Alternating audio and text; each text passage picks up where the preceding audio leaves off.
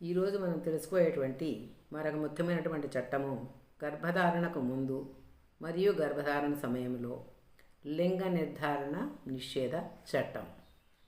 ఈ చట్టం యొక్క ప్రధాన ఉద్దేశం లింగ నిర్ధారణ ద్వారా బాలికలను తెలిసిన వెంటనే ఆ గర్భాన్ని తొలగించడం అనే అనైతిక మరియు నేరపూరిత చర్యలను నిషేధించడం. ఈ చట్టం యొక్క నేపథ్యం ఏమిటి? 1980వ దశకంలో సాంకేతిక పద్ధతుల ద్వారా గర్భంలో ఉన్న శిశువు లింగాన్ని తెలుసుకునే విధానము ప్రారంభమవడం వల్ల ఆడపిల్లలను గర్భంలోనే చంపేందుకు ప్రయత్నం జరిగింది. దీనివల్ల బాలికల సంఖ్య తగ్గిపోయింది. అందువల్ల 1994లో ఈ చట్టం అమల్లోకి వచ్చింది. 2003లో చట్ట సవరణ జరిగింది. దీని ముఖ్య నిబంధనలు ఏమిటి?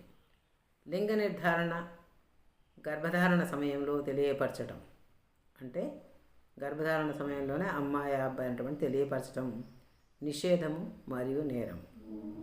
ఆ సమయంలో జరిగే ల్యాబ్ లేదా క్లినికల్ ప్రతి పరీక్ష రిజిస్టర్ చేయాలి. 3. అన్ని పరీక్షల వివరాలు రికార్డు చేయాలి. రికార్డు దాచినా లేక తప్పుగా చూపించినా అది చాలా నేరం. దీనికి ఎలాంటి శిక్షలు ఉంటాయంటే, ముందుగా లింగ నిర్ధారణ చేస్తే 3 సంవత్సరాల జైలు, 10,000 జరిమానా. రికార్డులు తప్పుడుగా సమాచారం చూపించినట్టయితే 3 సంవత్సరాల వరకు జైలు శిక్ష.